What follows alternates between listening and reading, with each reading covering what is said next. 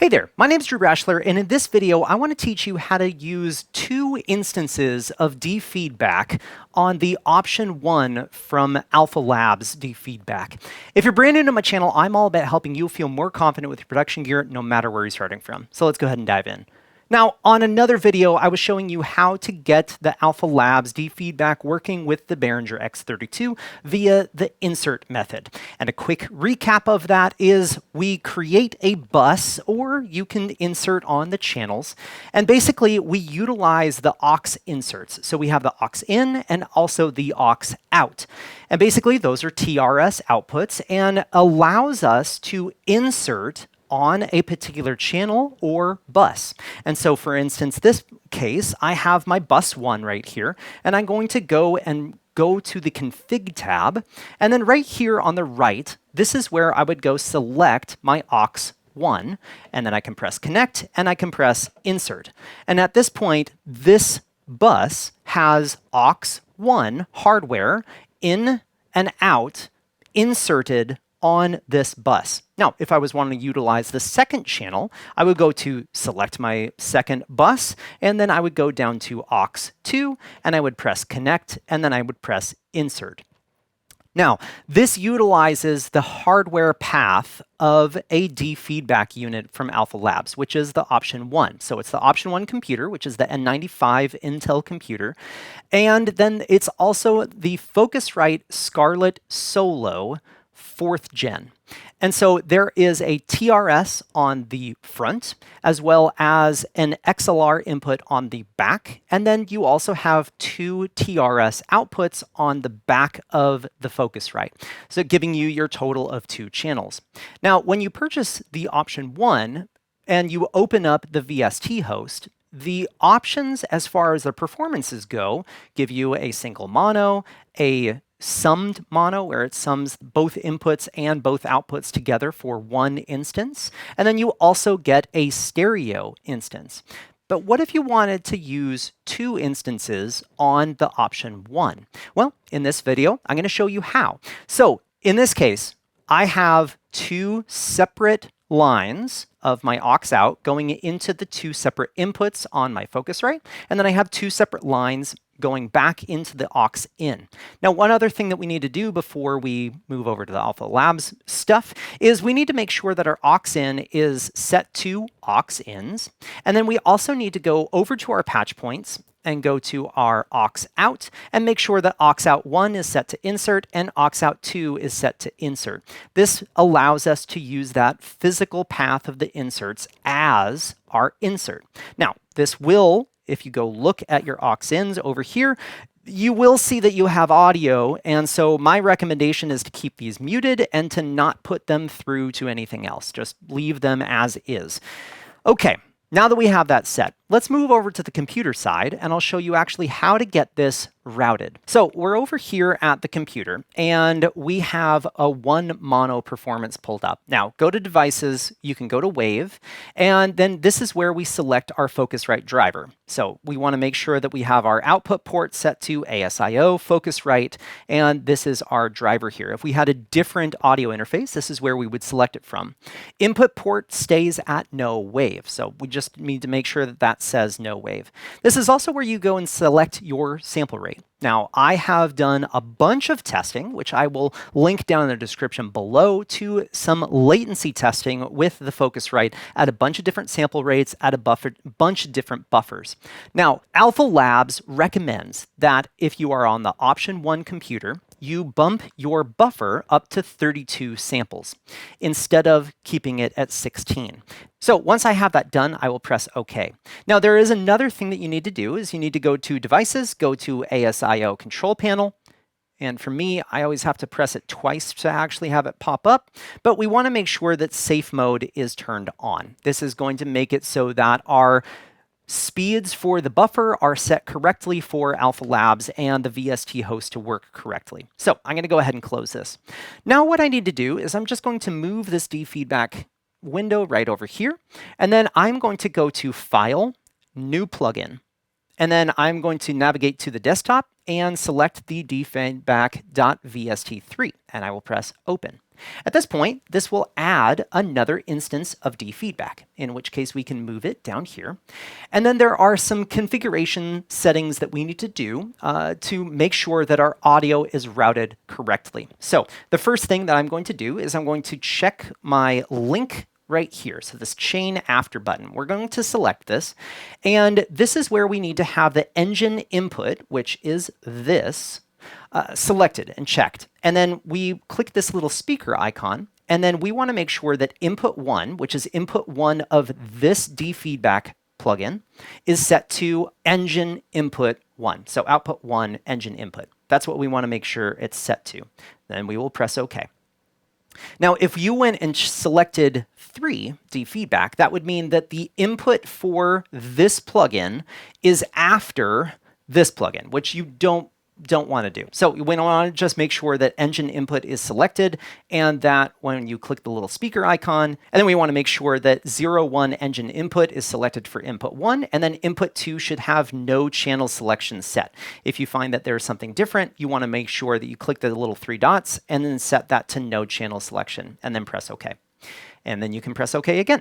And then the next thing we need to do is we can open up our little window for defeedback by pressing this little knob icon, and I can move this over here to the right. And then at this point, what I need to do is I need to select the chain after for the second instance of defeedback. And so right here, we will notice that engine input is selected, which is correct. And so then what we need to do is click this little speaker icon. Now, we need to make sure that input 1, now that's input 1 for this plugin, is set to 02 engine input. So what I'll do is I'll select down here and go 02 engine input. Now, the defeedback plugin is a stereo plugin by nature. And so there's always going to be 2 inputs into the defeedback plugin.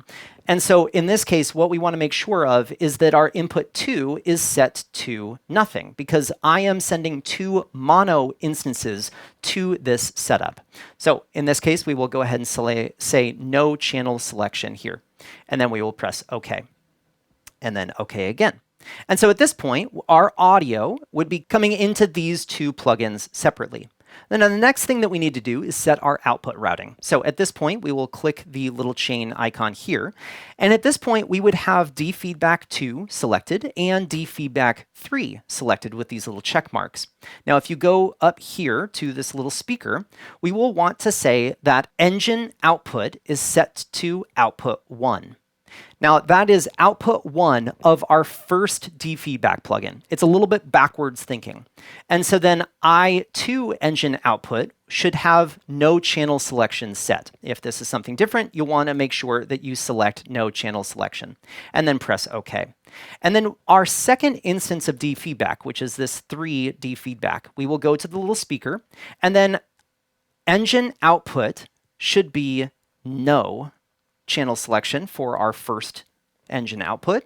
And then this I2 engine output needs to be output 1, which output 1 corresponds to our second instance of defeedback, channel 1, which, as we remember earlier, I was sending my input 2 to my second instance of defeedback. So I know this, like, the words are a little bit complicated. I'm even getting it messed up here. But what we want to do is we then want to press OK. So we can double check by pressing this one, and we can see I1 engine output is set to output 1.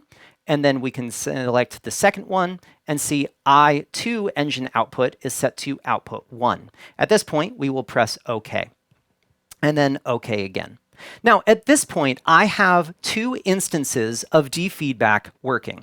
So what I'm going to do is I'm going to grab my microphone, and I am going to mute this microphone going to the second group here. So what I'll do is I'll just go ahead and select my bus 2, and I will go ahead and mute this.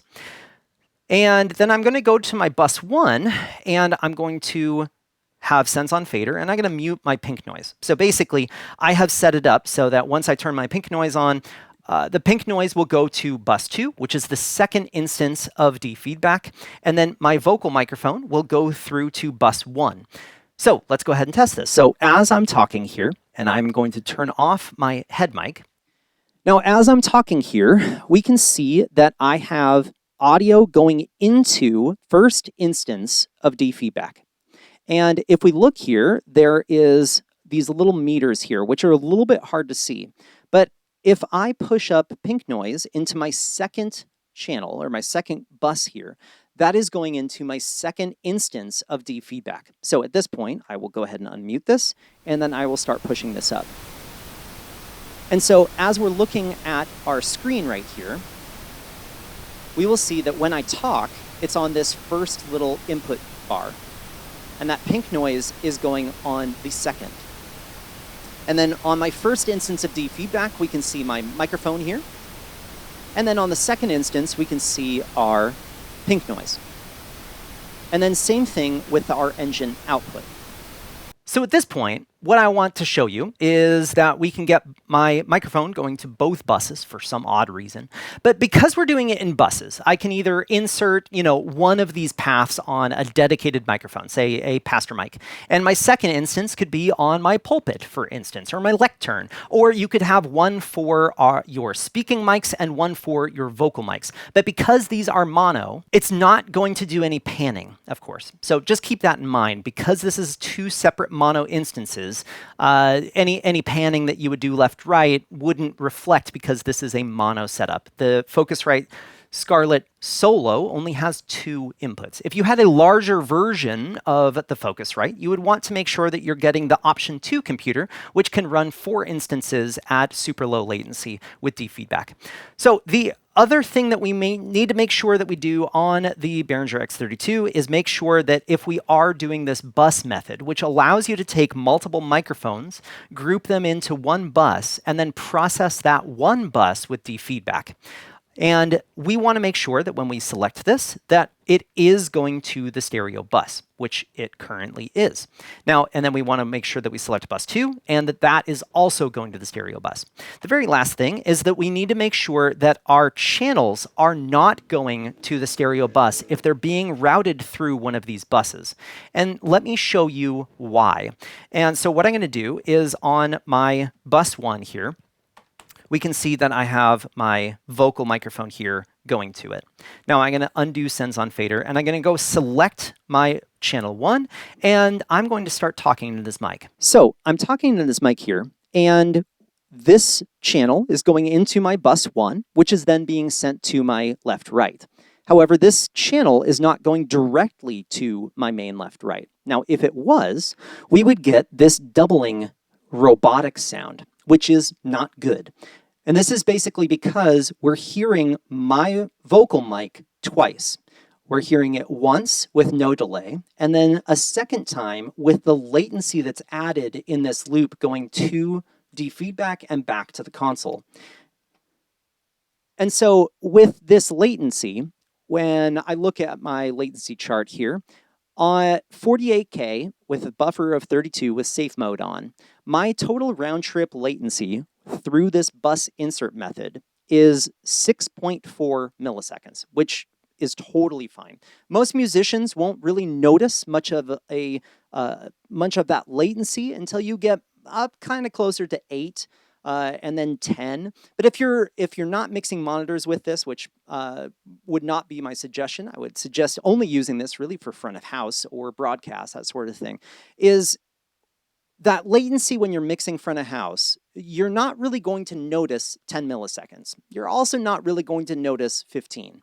But once you get above 15 milliseconds, that's when your front row will notice. They will both hear the voice coming off of the stage as well as the voice going through the PA slightly later. So if you're mixing front of house in a smaller room, I would suggest trying to stay around that 10 to 12 milliseconds. If you're mixing in a much larger room, 15 is totally fine. And then if you're mixing in broadcast, then you can measure up the latency of your video path, which is generally going to be anywhere from 1 to 4 frames of video, which is going to be anywhere from 30 milliseconds all the way up to 100 milliseconds of latency that you would need to add to your audio to make it match in timing with the video, because video is always going to be more latent than audio. So just keep that in mind. If you're mixing broadcast, you can run a higher buffer, which lessens the amount of CPU usage of your computer, which is pretty cool. I hope this video was helpful for you today. If you do happen to have any questions, or there's a video that you're hoping that I would make, please post that in the comment section down below.